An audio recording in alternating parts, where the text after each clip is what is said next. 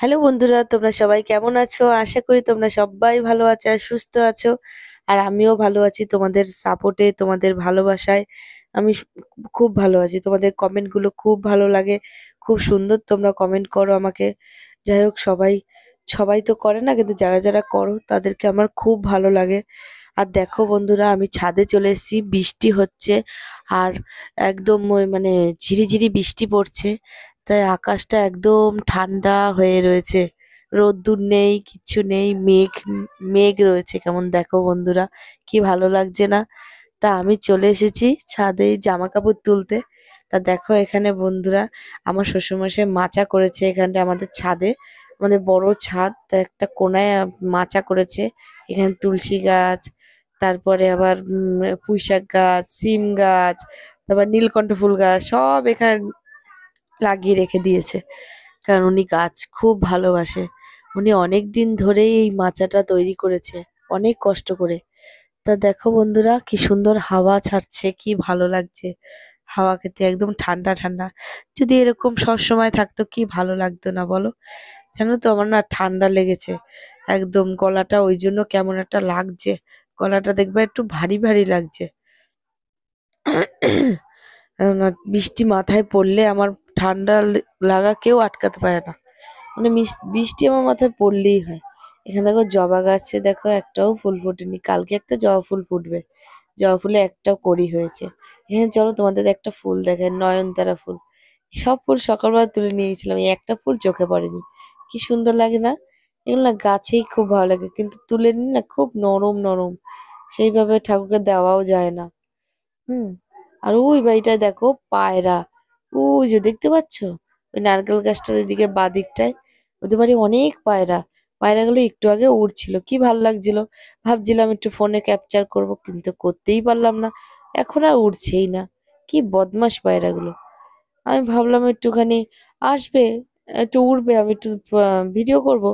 তার আমি যে আসলাম তখন আর করছে না। কেমন লাগে বলো তো বন্ধুরা? চলো তোমাদের দেখাই আমাদের ছাদের দিয়ে, ওইদিকে চলো। এইখানটা দেখো বন্ধুরা, এই যে গাছটা দেখতে পাচ্ছ, এটা হলো আমড়া গাছ।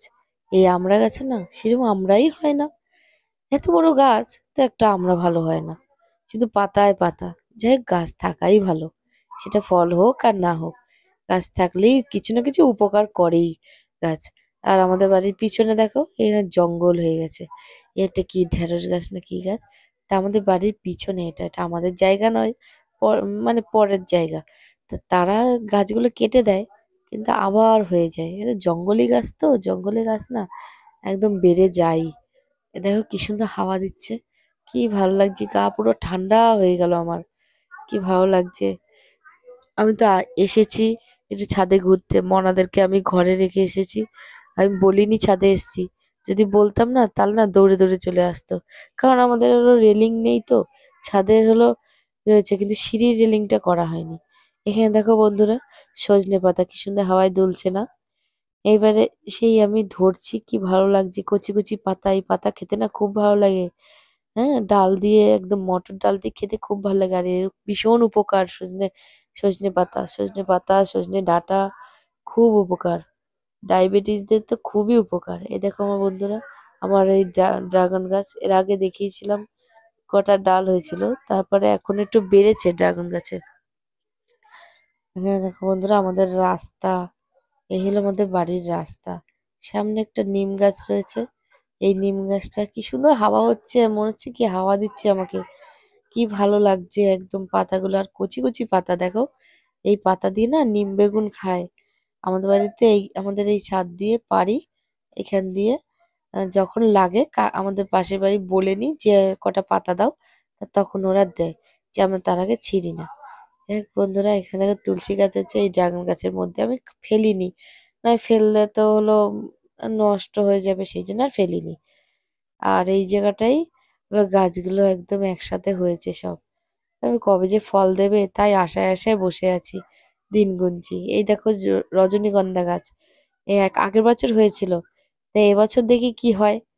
যাই হোক বন্ধুরা, তোমাদের সাথে শেয়ার করলাম আমি এইটুকু।